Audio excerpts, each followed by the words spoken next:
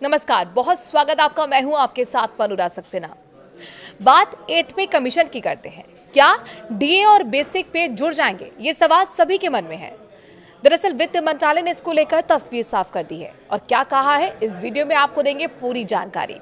प्रधानमंत्री नरेंद्र मोदी के नेतृत्व वाली केंद्र सरकार 8वें वेतन आयोग को लागू करने के लिए लगातार कदम आगे बढ़ा रही है। इस बीच सरकार ने संसद के शीतकालीन सत्र के दौरान उन सवालों का जवाब देते हुए तस्वीर साफ की, जिसमें कहा जा रहा था कि केंद्र 8वें वेतन आयोग के तहत ही महंगाई भत्ता और महंगाई राहत में बढ़ोतरी नहीं करेगी और इन्हें मूल वेतन में ही मर्ज कर दिया जाएगा। आइए जानते हैं सरकार ने इस मुद्दे पर क्या कहा है। सरकार ने कहा नो मर्जर। लोकसभा में सोमवार को इस सवाल पर सरकार की ओर से जवाब देते हुए वित्त राज्य मंत्री पंकज चौधरी ने साफ कर दिया है कि केंद्र सरकार के पास 8 पे कमीशन के तहत केंद्रीय कर्मियों के महंगाई भत्ते को मूल वेतन के साथ मर्ज करने से संबंधित किसी भी तरह का कोई प्रस्ताव विचाराधीन नहीं है। दरअसल ऐसा अनुमान लगाया जा रहा था कि डीआर में बढ़ोतरी ना करते हुए इसे बेसिक पे में ही मर्ज कर दिया जाएगा। इससे पहले भी सरकार की ओर से सोशल मीडिया प्लेटफॉर्म ट्विटर पर इस तरह के अनुमानों को सिरे से खारिज किया जा चुका था।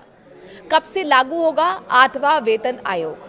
एक रिपोर्ट में कहा गया था कि 8वां वेतन आयोग 2026 के आखिरी या फिर 2027 की शुरुआत में लागू हो सकता है।